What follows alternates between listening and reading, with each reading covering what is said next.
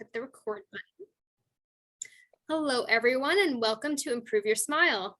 Just one quick reminder before we begin the presentation tonight, please save your questions until the end of the webinar. You can put your questions in either the Q&A box or the chat box. I'll be checking them both, and at the end of the presentation, I will ask those questions out loud.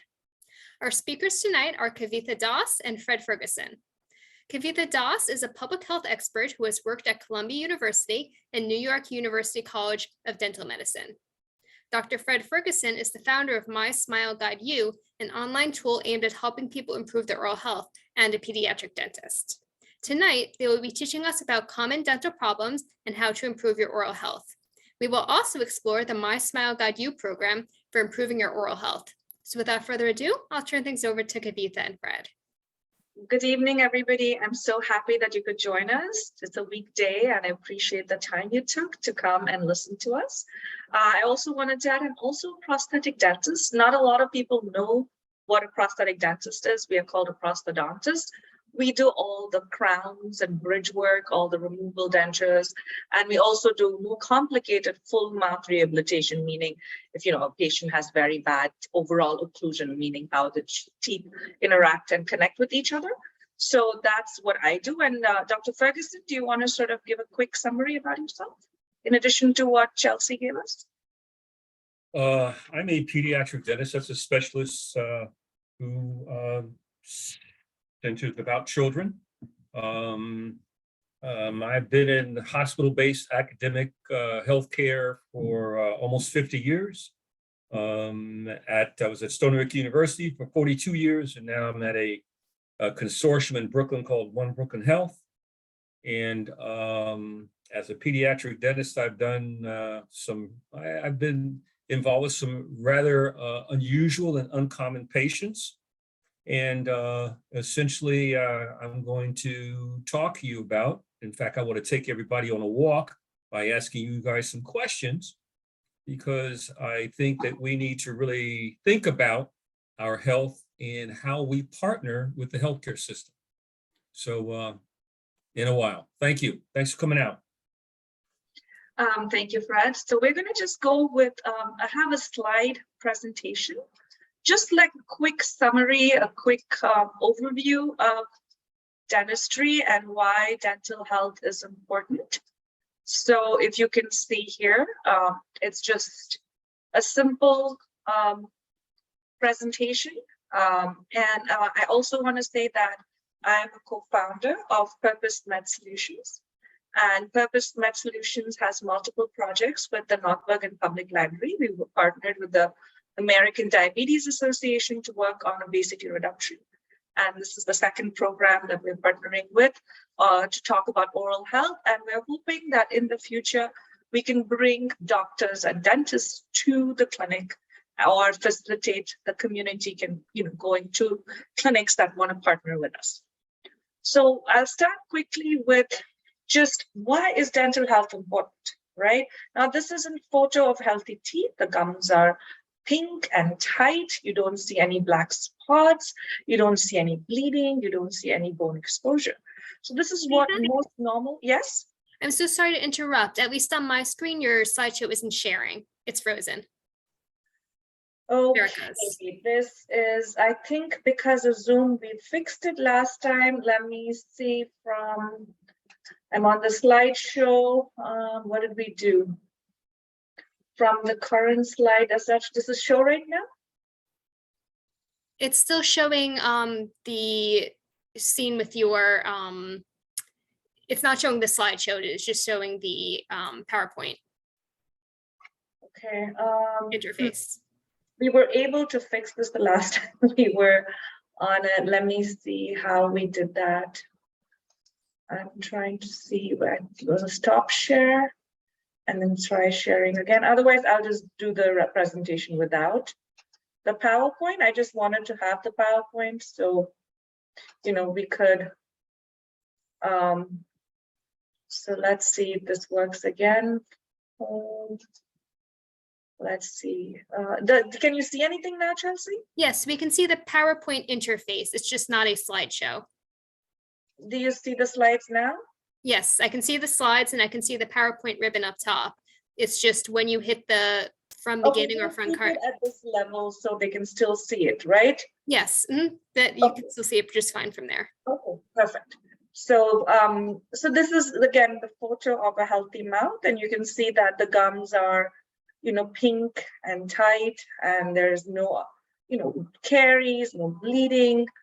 So again, back to the question, why is dental health important, right? Why do we need to see a dentist? The most important thing is dental health is important because it connects you to the rest of the body. It is like the gateway, it's the door to the rest of your body. And secondly, the most important thing I think personally is the sooner you see a dentist, the more likely you are to be able to resolve the issue quickly, pain-free, and very important, cheap. Because a lot of times with going to the dentist, people kind of say it gets expensive. So the American doctors in America say you should see a dentist at least once a year. If you have a cavity prone teeth, like your family, everybody has dental caries, then you can see the dentist twice a year, once in 6 months. So, teeth help us chew, they help us digest food. So it's very important to have healthy teeth from a young age till we get much older, because we need teeth to be able to see, to be able to talk confidently, to be able to work with our colleagues. And we also want to be able to have teeth in the old age, so we can eat vegetables, we can eat fruits, and we're not just eating cooked, over-processed soft foods. So this is, an anatomy of a tooth. Just the white part is the enamel, the yellow is the dentine, and the red is the pulp with the nerves. So if you go to see the dentist where the cavity is in the white part, the enamel, it is more quickly resolved. Now, if it goes into the pulp and you wait much longer and it goes into the nerves, then you have to go to a root canal, and then you have more tooth surface is lost. So then you have to put a crown. So all these complications come when you are not seeing the dentist frequently, right? The easiest way to make sure your teeth are healthy is to brush your teeth twice a day, right? Eat low sugars. If you do eat candy, rinse your mouth, right? And floss at least once a day, and see your dentist at least once a year. So what are the most common dental diseases? It's dental caries, gingivitis, which is gum disease, and periodontitis, which is the worst form of gingivitis, where the bone around the teeth are affected. So if you look at this photo, you see that place that says alveolar bone. So now that is the bone that holds the teeth in the gums and keeps it from shaking. Now, when the bone is affected, in the worst case of gingivitis, it's called periodontitis. So what are dental caries? Now, cavities are painful places on your teeth where decay has gotten through the enamel, right? If it goes through the exposed enamel, dentin, and goes into the root, it can lead to a root canal. Now, if it close to the root, then hot or cold foods can cause sensitivity. So you have pain when you have that chocolate or an ice cream, or, when your postural depends on the position of your head sometimes, right? Sometimes it gets worse when you're sleeping. So sometimes cavities are very symptomatic. In the early stages, they have no symptoms. You don't have any pain, you don't have any sensation. Maybe food is getting stuck in your teeth, which is where in those situations, the dentist is the person who will be able to see that you have a cavity and it can be fixed and restored very easily. So many people are afraid of going to the dentist because it's painful, they give you injections, and the drilling is, it bothers you. So there are other ways in which we can, address all these issues. A dentist can take many steps. And like I said, the sooner you go, the smaller is the cavity, and it's less uncomfortable, right? And there are medicines that can numb the area. Even if they have to give an injection, they can give medicine to numb the gum area. So we're trying to make this as less painful as possible for you. So this is a photo where you can see healthy gums versus gingivitis. You see the healthy gum is pink. It's not very swollen. And you see the gingivitis area is very red and inflamed, right?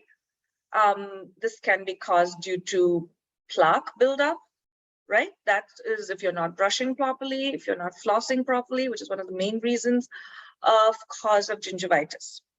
Now, it is a very mild form of gum inflammation, right? It is because, and it causes irritation, redness, and swelling. And don't ignore it. It very rarely recedes.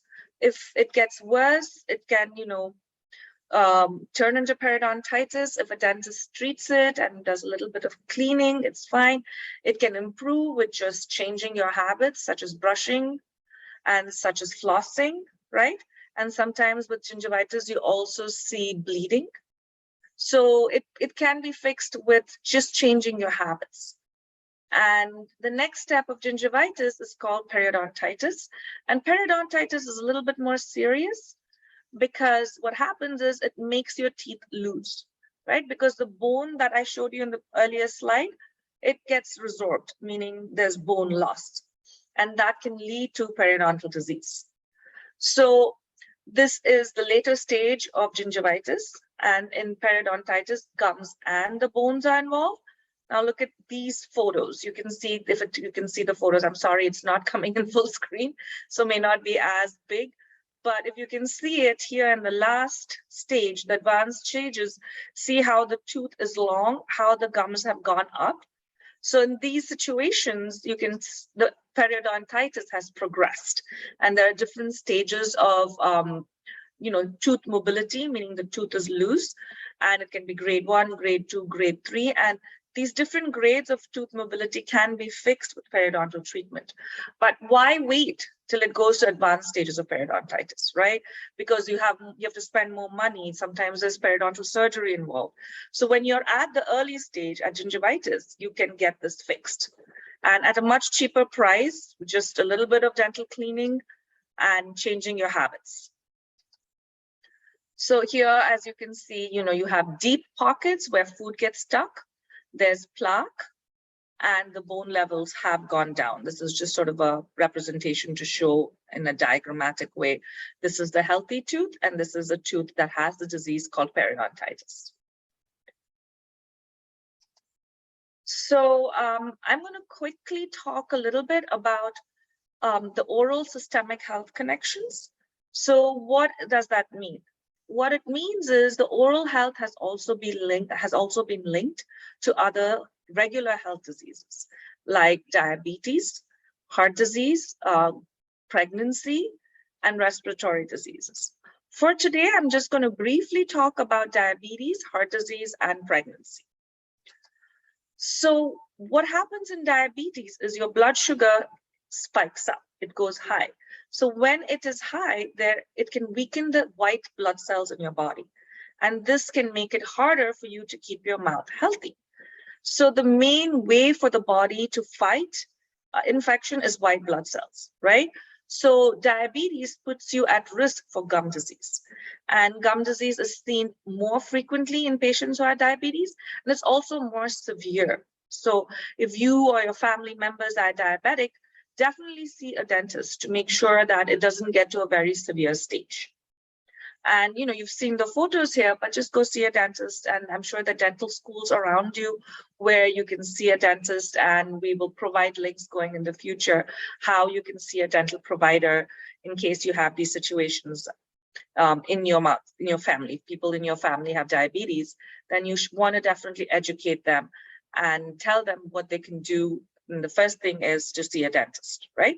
In addition to seeing a doctor and following your diabetes plan to eat less sugary foods, to eat healthier, to reduce, to lower your weight, and also to be able to be active and healthy.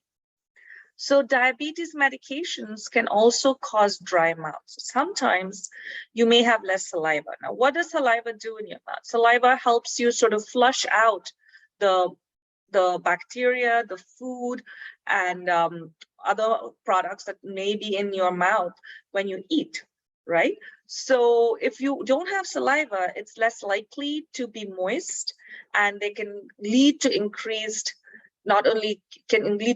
cavities, and the gums also can bleed more.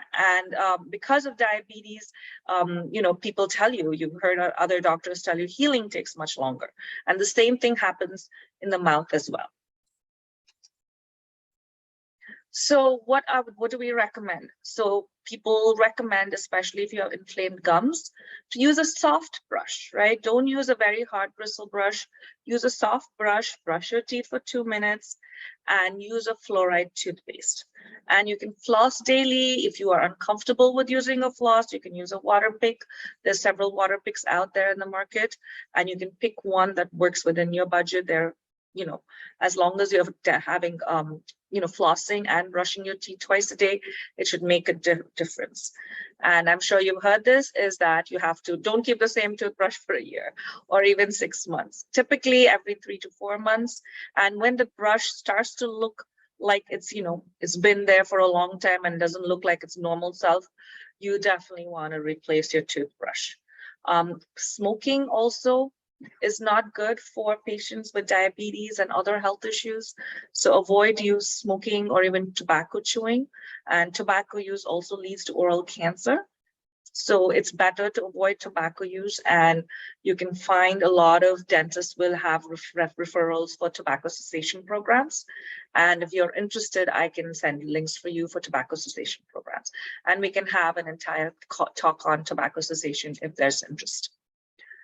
So the next thing is heart disease. So the bacteria in the mouth, in some cases like bacterial endocarditis, have been found in the heart, right? The infection in the inner lining of the heart chamber is called endocarditis. And they say that this can spread from your mouth as well. So keeping your gums healthy, it is the bacteria that's found in gingivitis and periodontitis. More likely periodontitis is linked to bacterial endocarditis. And other cardiovascular diseases have been linked, but it's hard to predict exactly. We need much better and more stronger studies. So just keep in mind that healthy heart means also having a healthy mouth. And we don't want to scare you, but definitely bacterial endocarditis can be seen from patients who have periodontitis. So lastly, pregnancy. So people, I don't know if they know or they just assume that you're pregnant, your gums are inflamed and you don't have to see a dentist. That's not correct. It is highly recommended that you see a dentist if you're planning on getting pregnant and in the early stages of pregnancy, because in the later stages of pregnancy, many dental procedures cannot be done. So it is very important that you see a dentist if you're planning on getting pregnant or in the early stages of pregnancy, right? And also many patients who are pregnant have gingivitis. And here it says that 60 to 75% of pregnant women have gingivitis. And it can get aggravated because of the changing hormones during pregnancy. So it's very important that in addition to keeping your prenatal care, you also see a dentist. And I'm going to end this by talking about pregnancy and the children. So a lot of the cavities that many young children have, it's transmitted from mother to child.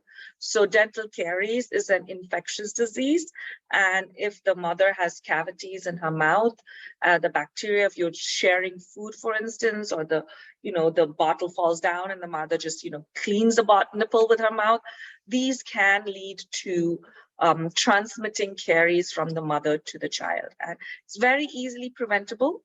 And it's never too young to see a dentist.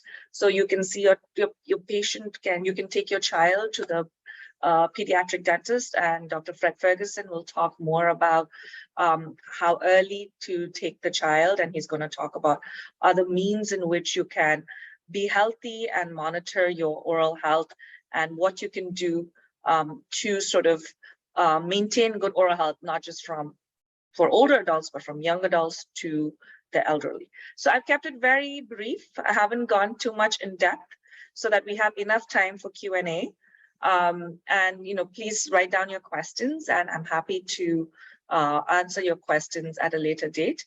And if you want, Chelsea has my email address, and she can give it to those who are interested. Thank you so much.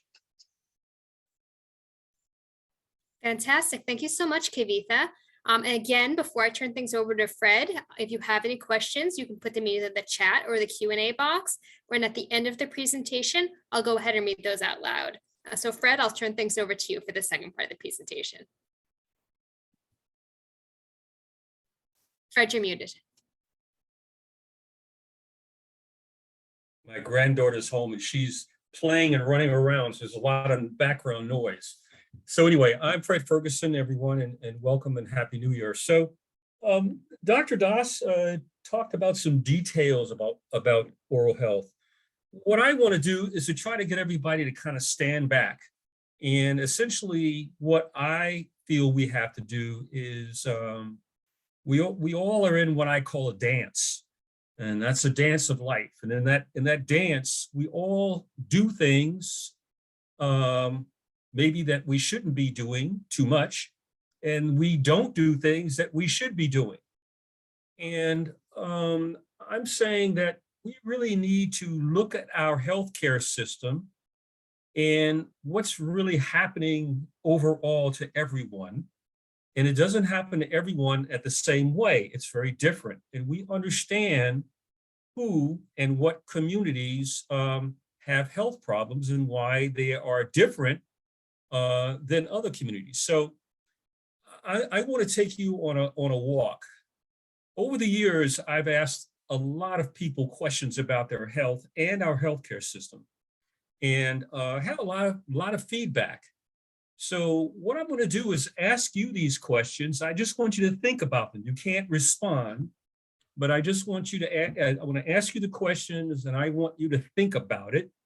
And then I'm going to say, I'm going to give my feelings about what I've learned and what I think I see. So the first question I'd like to ask you is, how do you think our healthcare system is doing? And our healthcare system is made up of four groups. First, we have people or consumers. Then we have people who provide healthcare, physicians and dentists and therapists. And then we have the people who pay for healthcare, the insurance companies or Medicaid or government payers. And then we have the group of people who make the decisions about how the healthcare system should be going. These are the people who decide on policy. So I'd like to know, how do you think our system is doing? Is it doing good, fair, or poor? Now, as I said, I've asked a lot of people these questions for about 15, maybe 20 years. But for the most part, nobody says good. Most people say fair, and a number of people say poor. I'm not going to get into the whys of that. We're just going to start that way. The second question I want to ask you is this. If you could choose between being healthy or needing care, healthcare, if you could choose between being healthy or needing care, which would you choose? Now, the feedback as we see that I've received is that over 95% of the people in groups or individually consistently say, I'd rather be healthy, I'd rather have health. But there's a few people who choose care. But then when I ask them about what do they mean and what are they talking about, where they say, well, if I need care, don't I have to have care? That's not what I'm asking. I'm asking, if you could choose between the two, which would you choose?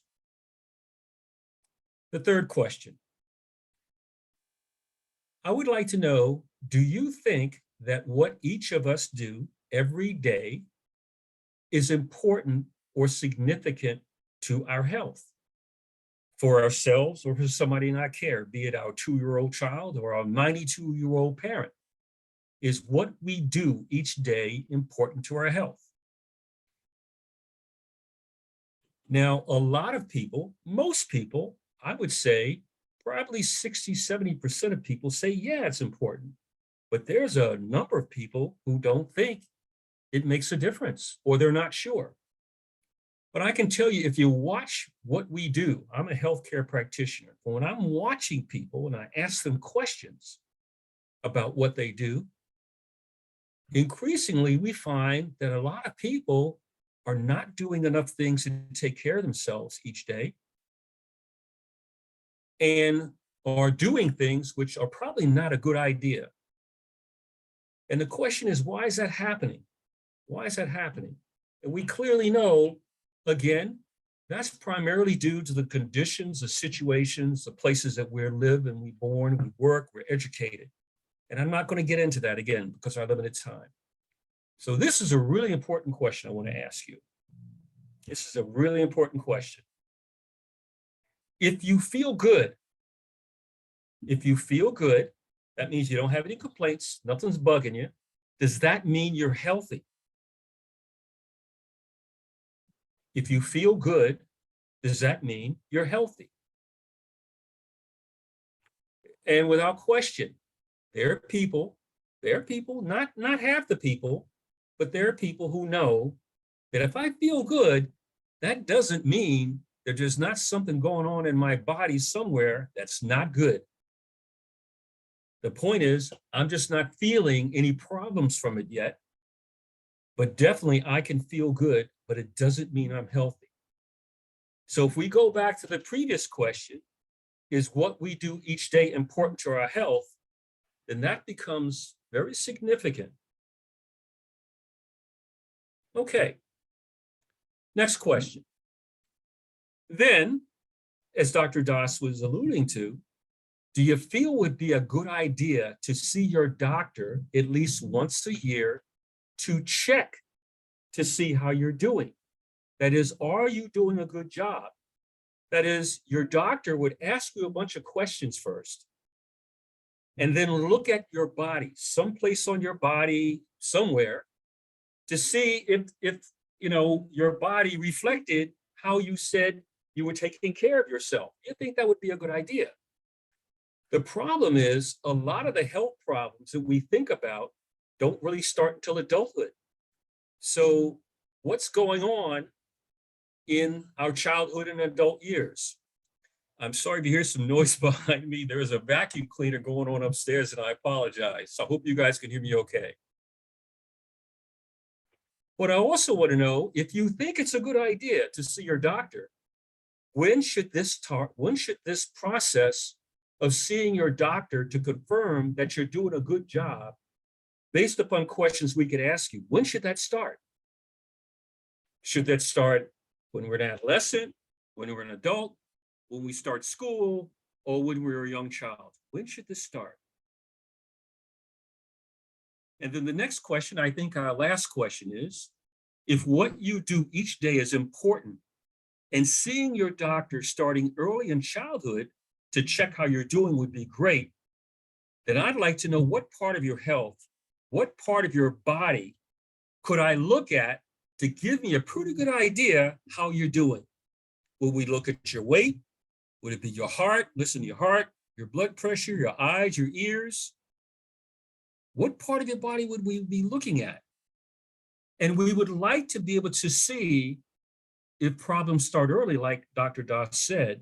It'd be great if we could see an age group in which, as early as possible, we could see these early signs of problems starting. The question is, what part of your body could we look at? And we have said, we've agreed, I think we agreed, we'd like to start as early as possible because we want to catch things early. So what I'm talking about is trying to get an idea about how we're doing with what we're doing every day for our health, for ourselves, or somebody in our care. And as Dr. Das said, we are learning that your mouth is connected with your body. I want to say that your mouth, I don't know if you will understand what I'm about to say, but I say your mouth is the canary in the coal mine. That is, when miners used to go down and they were digging coal in the earth, they would take a canary in a bird cage with them. And once they got down into the earth, when the air got a little bit bad, if the canary started leaning over a little bit, not doing too well, they know they had to get the heck out of there. So my vision is the mouth is the path for us to understand what we're doing. And as I said, I'm a pediatric dentist, and I can see in the mouths of children less than a year of age that they're in trouble because their parents really don't know what to do or not to do. And my point is, how are they supposed to know? Those of you who are gone into, well, even high school, college, any kind of education, you clearly know that the only way you completed that process is that you had to give feedback about how you were doing. You just couldn't show up to class. You know you had to take a test. And it was that test that confirmed to the organization of the school, depending on what type of school or training you're going to, that you were doing well. Well, my question is, why don't we have that about health? So I'm saying that what we need in healthcare for it to move together forward is that the different groups in healthcare, the different stakeholders, providers, payers, insurance companies, policymakers, and people, we need to have a shared vision. We need to be able to work together. But what kind of information could we have or use so that we can work together well? Again, given what we know about the mouth, and I'm not going to go into the diseases of the mouth like Dr. Doss did, we clearly know that the mouth is the first place that we could see the effect of how people manage their health. And these issues generally follow in families. I can ask somebody questions if I know their age, and then once they've hit puberty, I ask questions, I know their gender, I can ask questions. These questions are well known. And based upon their answers to me, I got a pretty good idea about what their mouth's gonna look like. So about 2 decades ago, well, longer than that, in the mid-90s, I started creating some questions and answers. And then when the internet came, I knew I had something. So I created a tool on the internet. It's called My Smile Guide. And what it does, it essentially asks you to create a health folder based upon your information or the information of somebody that you are the caregiver for. And it sets up a record for you. And in that record, there are questions that it will pose to you about what you're doing or not doing. Excuse me, I have to silence my phone.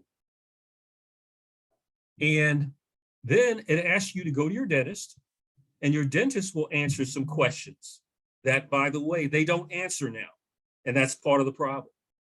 And I know the answers to the questions that I asked the dentist about your mouth, or the mouth of whoever we're concerned about, your 2-year-old child or your 92-year-old parent, though what we see in your mouth will be highly associated, linked to how you answered your questions.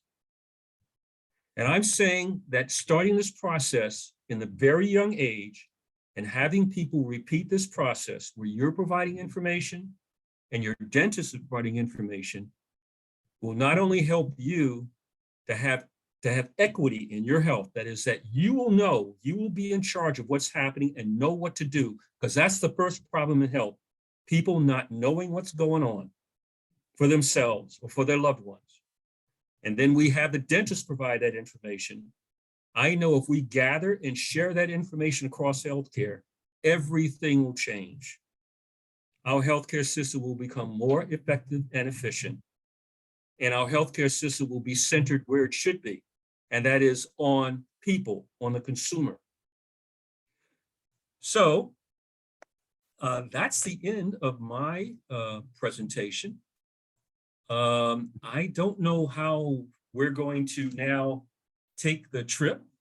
There's a lot of different ways, but if you know what you want to do, let's go. Excellent. Thank you so much, Fred.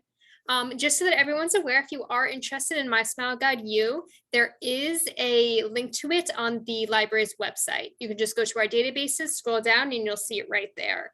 So if you're interested in learning more about the tool or using the tool, it is right there for you on the library's website. Now, are we going to talk about the project we're trying to do it all? Yes, I'm gonna. Who's going to talk? You two or me?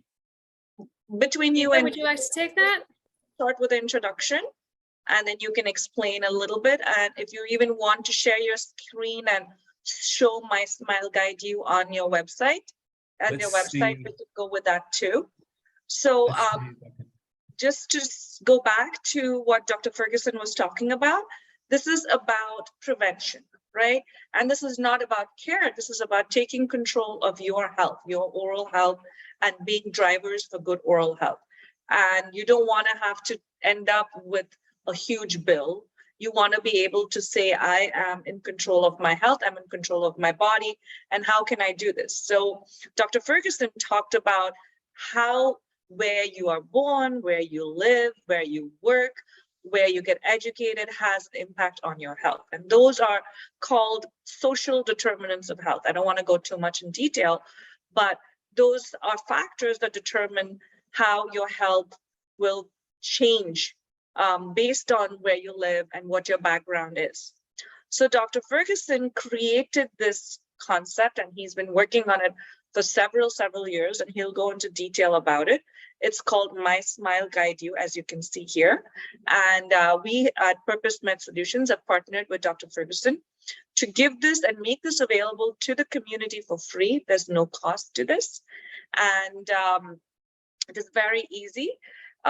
You just go in and speak to the library personnel if you have any questions regarding this. Additionally, if you need help because you are a Spanish speaker or you have some language issues with relation to English, the library personnel will help you. They will explain the survey to you. So basically, it's a simple online tool. It's a survey that we will assess at the beginning what you do with your health, what you do with your foods that you eat, how are you maintaining your teeth. And as you go forward, it will make suggestions on how to come back in 6 months and have you make, how you have maintained your health in the last 6 months. So this can be kept completely private. Your personal information is not visible to anybody. You make your own private account. And now I'm going to hand this over to Dr. Fred Ferguson, who created this. He's the CEO and founder of My Smile Guide You. He's been working on this for a long time, since he was working at Stony Brook University Dental School. And he's very kindly offered it to My Smile Guide You and all the community members at North Bergen Public Library for free. Dr. Ferguson?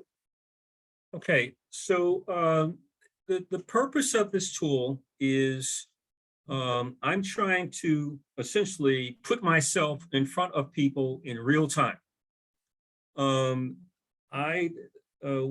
we talk about health, there's a lot of questions to be asked between a provider and the patient or the caregiver of a person. And that takes a lot of time. And I've been in health education, professional education, hospital care for, as I said, almost 50 years. And I know a lot of information is lost and a lot of information isn't even captured. I believe also that health is something that's really about the individual, the family, and the community. And it should be centered in that idea. So with that in mind, what I've done is created a personalized record which is password protected. That is, when you create your account, you're going to get some information that you have to record and nobody can get in it. I can't get in it, okay? This is going to, what I hope will be a model, a tool to transform our healthcare to work for people. But the problem in healthcare, the problems that we're having in healthcare are due to two very, very straightforward outcomes. One, as I said earlier, people do not have a process to guide them in their health beginning in the first year of life onward. There's nothing for that. When I went to dental school, I knew exactly what I had to do for 4 years. I knew the tests I was going to take. I knew I had to pass things. And if I didn't make the grades, I would not have gotten my degree. And I say that same process we need for people, because it is us as people who are walking through life not knowing what's going on. The second problem in healthcare is, I can tell you, by and large, by the time children come to see me or whoever the patient is or the parent is of a child, it's too late. They're already suffering and they're already in their lifestyle dance. And it's not the dental care that's difficult for me to provide. It's trying to get people to look at what they're doing and make changes. And I have no control over that. and I have no control of when people come back to see me. So what we need to do is to center on people and their equity in health so that they can be in charge and they can go forward knowing what they have to know and knowing what they should do. So what this does, it provides questions that are going to be answered, got to be presented to everyone, not the same questions, depends on your age and your gender after pubescence, after puberty. It stores your information. It's a record for you. Nobody can look at it but you. And it provides things that you can read about your health, because I'm telling you, you have very little idea about what you're up against. And we clearly know that once you have health problems, it's very difficult to change the dance. And even if you are going to have health problems, the key to success is how well you can work with whomever the healthcare practitioner is, be it your dentist, your gynecologist, your pediatrician. It doesn't matter. It has to be a partnership. Both people are responsible for things that only they can do. As a provider, I tell my patients, I can't give you health. All I can do is to work with you and learn what's going on, come to some kind of shared agreements about what's going to be done. But all I can do is what I was trained to do. Most of the heavy lifting is by what you do every day in life. So you have a login that is specific to the North Bergen Free Public Library. I invite the group of you to go in and have fun, okay? Drive the car. At some time in the future, the North Bergen Free Library and Dr. Dawson and I hope to have an approval to then look at the data that the community is going to provide by using My Smile Guide U, because it's my goal to show healthcare, to show the people who drive healthcare in this country that what we need is a process centered on people that helps them have equity and to be able to partner appropriately with healthcare providers versus what we see going on now. So I invite you to enjoy yourself, have a great time. But can I interrupt? Can you just show them the login? Like just click on that login and then show them a little bit about the health literacy. Well, How long it takes? It takes around 15 to 20 minutes, depending on your speed. Well, you click on log in now, and you come to this page. And you're essentially, there's a question, have you used My Smile Guide U before? You're going to answer it, no. And then there's a group ID that you have for your organization. I don't remember the login. Chelsea and the library team will provide it to you, the group ID. Okay, she will provide it to you, and then you log in, go to step 4. Thousands of people have used this. This is very straightforward. It guides you exactly what you're supposed to do, and all you do is just follow the prompts. And depending on the age of the person, obviously, if we're talking about a child who's in their first year of life, there are going to be very few questions. As we age and everything gets more complicated in what we do and don't do in our lives every day in our lives, the questions become more complicated. And the same thing goes for the questionnaire for your dentist. If we're talking about the questionnaire for a young child, there are few questions. As we get older and things become more complicated, as you see, there's a saying there at the bottom of the page, teeth are like trees and gums don't lie. That's essentially what I'm saying to everyone. And please take my word for it. Thousands of people have used this. It's very simple. You will get it immediately and have fun. If you have any questions, you can forward your questions to the folks at the North Bergen Free Public Library. We can also have another session if you'd like this. It's totally up to you. And I wanted to add, when Dr. Ferguson says it's complicated, the survey is very simple. And the people who work, all the staff and who are going to be answering your questions have taken the survey. We walked them through it. They have the login and they can answer your questions. What it means is there'll be more questions with an older person as opposed to like, you know, a 2-year-old, for instance, right? Because you have more teeth. It's not like the survey is very simple. Like you said, thousands of people have already taken the survey. It's very easy. Don't worry about doing it. And the library staff are there to help you. Happy to take any questions you have right now. Do you want to stop sharing the screen, Dr. Ferguson? Yes, we have around 10 minutes left, so it's perfect time for to do some Q&A. I'm going to remind everyone, if you have any questions, please go ahead and put it in either the chat box or the Q&A box. I'm looking at both places, and I do actually already have some questions waiting. So I'll go ahead and read those out loud. So the first question I have always suffered from perio, but now I am losing my teeth due to dentists that do not want to touch me because I suffer anaphylaxis to a few foods. They have told me that people with these severe allergies start becoming allergic to dental stuff. So now I sit around in tears because I am terrified of losing my teeth and having a severe reaction to dental stuff. Dr. Ferguson, do you want to take that first? Well, there's two sides of that question, okay? One is the dental side, okay? And I'll let Dr. Das answer that question. But the other is the social interaction side. And I don't care what kind of an expert that you're going to, it sounds like you need to find somebody else. You're just not at the right place because that person has not answered your, I mean, what I'm hearing is just, you know, I'm a pediatric dentist, okay? So if I'm reacting this way to what's going on, you probably need to find something else. Dr. Das mentioned earlier that there are places where generally folks can go where they're going to get the time that they need to have their questions answered. And that's a dental school or finding a hospital that has a dental department. That's where you should go. Don't go to a private place. You need to go to a dental school. And if you're in New Jersey, you got, come on. UMDNJ. Yes. Yeah. Dentistry and there are a medicine. number of hospitals in New Jersey that have departments of dentistry. That's where you need to go. So I'm going to echo Dr. Ferguson. Not all private dentists are equipped to deal with allergies.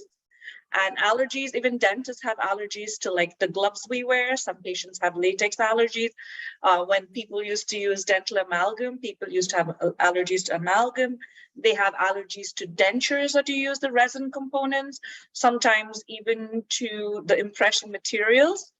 So my recommendation is to go to a dental school because they have multiple departments and they have the time to focus on you. It will take a little longer. It may not be as simple as going to a private practitioner, but since you are in pain and you know we want to make sure you're healthy, I would recommend that you go to a dental school. And if you're based in New Jersey, UMDNJ is probably the closest.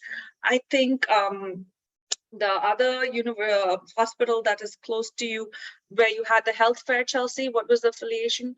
Palisades? Yes, Hackensack Meridian Health. Hackensack Meridian may have a dental residency. There's got to be a number of hospitals in Jersey with dental departments. Oh yeah. Ask for dental residency programs, particularly because there they'll have more qualified professors who will take the time.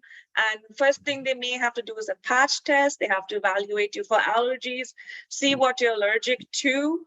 If you're allergic to any kind of materials, allergic to other products that we use in the dental operatory, and then go forward from that. So it's not going to be simple. I'm sorry. There's no easy fix here. It is a process, as I'm sure when you went to an allergist, you had to go through multiple allergy tests to see what you're allergic to. So they will probably also refer you to an allergist based on materials to see if you're they may work in concert with an allergist to see what works and what doesn't work for you. And periodontal treatment, periodontitis can be treated depending on the severity. So don't lose your heart. It'll take time, but it can be done. Thank you. I have a really significant question that I want to put to everyone. And I believe in time, the science is going to prove me right.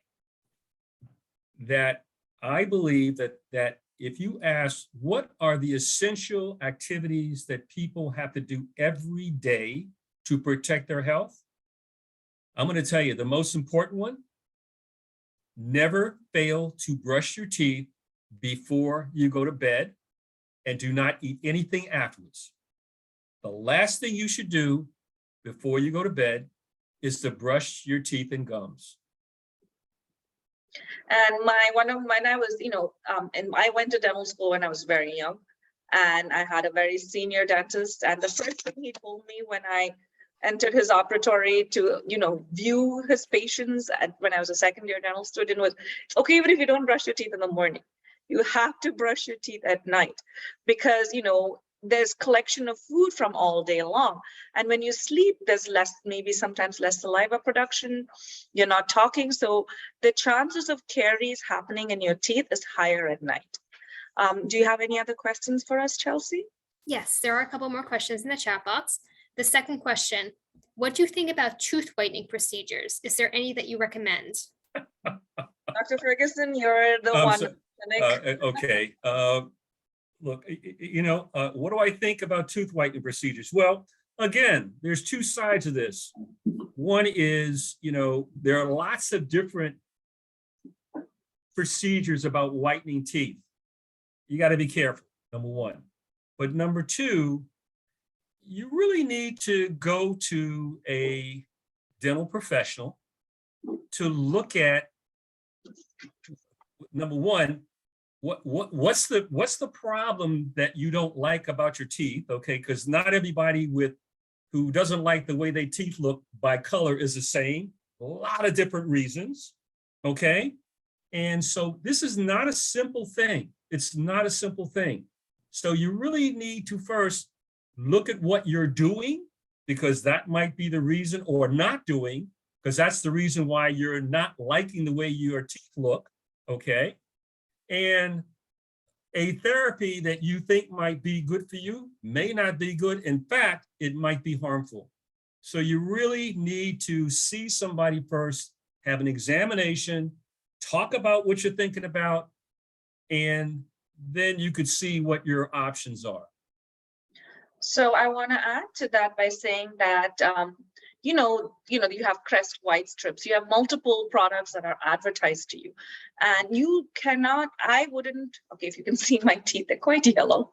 And the reason is I have thin enamel, right? I always want bright white teeth, but I'm nervous to really whiten it because I don't want to have sensitivity. I have sensitive teeth. So if you are somebody who has sensitive teeth, is using Sensodyne, for example, talk to your dentist to see what options there are.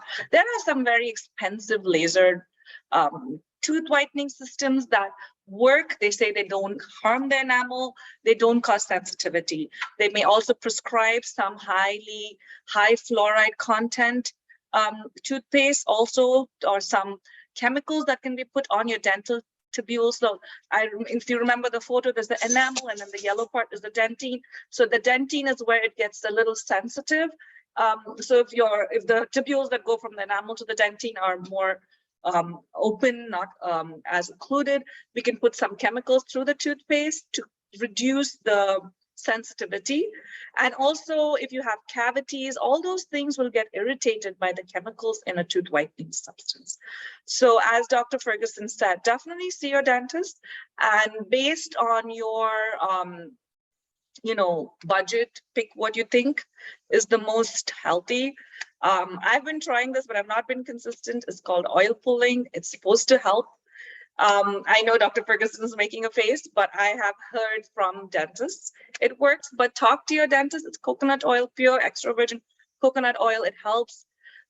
You have to rinse it in your mouth, keep it in your mouth for at least 5 minutes is the recommendation. There have been studies done, but not enough to definitively support this. I'm doing it because I have sensitive teeth, and I feel it's working. But more importantly, habits like smoking, for instance, certain foods, drinking coffee, drinking tea, those can also cause staining, and a little bit of cleaning might help. You may not need an in-depth chemical whitening. So definitely see the dentist, and then make an informed decision. Don't put any chemical on your mouth without seeing a dentist. I know there's a lot of mistrust among, patients on dentists, but just go see the dentist, see what they say. The most important thing about teeth that you don't like the way your teeth look, you first need to determine what is the cause. Okay? Because if you number one, if you lined up everybody's teeth against everybody else's teeth, you're not going to find, that everybody's teeth looks the same. It's like skin color. Okay? So you first need to determine you need to have a history, take a history. What was the cause? Also, the pattern of the staining. There's a lot of things to be looked at before you start thinking about, oh, what can we do about it? First, you need to understand what's the cause, and also where's the staining. The staining might be on the enamel. The staining might be in the enamel. The staining might be on the surface of the enamel. Its staining might also be in the dentin, under the enamel. So you first need to take a history before you start thinking about what we can do about it. Okay. I hope that helped. Thank you so much. We only have time for one more question, so I'm going to pick my favorite question of the bunch. What's the most unusual dental problem you've helped someone with? What's what? What's the most unusual dental problem you've helped someone with? Oh my goodness. Oh, wow. As I said, being at a level 1 hospital, being in pediatrics dentistry, I've seen things that you can't imagine. Some of them, the situations involve the mouth only. Some of the things, the mouth problem was part of a bigger issue. I've seen kids, born with, I've just seen things, you just shake your head. So if I named it, you wouldn't even know what the heck I'm saying. So just say that, what can I say? But for the grace of God, I go. Yeah. I would say a lot Yeah. of transfer cases that are very easily fixed if addressed early on are some things that I think are in my memory. Is that patients say, oh no, I don't believe you, it's just a small thing, it'll go away on its own. They use other things to help it, like maybe herbs and ointments, and then they come back and the mandible is exploded because the cancer has gone in, or the maxilla. I remember one patient came with a small lesion in the maxilla, and after 6 months it had spread and we had to resect the eye. So again, that's not something that, it still sticks to me in my mind, seeing that patient. And, it was a highly preventable situation. And for me, it breaks my heart when we don't focus on prevention, which is why with Purpose Med Solutions, our goal is to educate and provide care and to prevent, any form of disease from getting to an advanced stage, to sort of address it early on. But the bottom line is people, individuals, families, caregivers have to realize that you got to do the heavy lifting. As people come to see me, there are two things I can't do. I can give health advice. I can't make people do anything. And I can't make people come back to see me when I ask. I have no control. And that's where we have to really start making an effort, is so that individuals and families and communities have information that is specific to them. But the process has got to start as early in life as possible. We can't wait until, we're 40 and then we start thinking, oh, well, maybe not. No, it doesn't work like that. Just like, if you got an exam coming in a year and you don't study every week for it, and if you wait till the night before, no, it's the same thing. Perfect. Thank you so much for staying on and answering all of our questions. Okay. For those who were not able to see the beginning of the presentation, this has been recorded and we will be putting it on the library's YouTube channel, so there will be a record of it. So I want to say a big thank you to everyone who came out tonight and watched the presentation. And I also want to say a big thank you to Dr. Fred Ferguson and Dr. Kavitha Das for coming out and spending their time with us this evening and taking us through this wonderful and educational program. So thank you very much. And Thank please you. let us know if you have other topics you want us to focus on. We're happy to come back and do this again. Thank you so much, Chelsea, for taking the time to organize this. Thank you, everyone, for joining us. Thank you, Dr. Ferguson. Good night. Good night. Good night, everyone.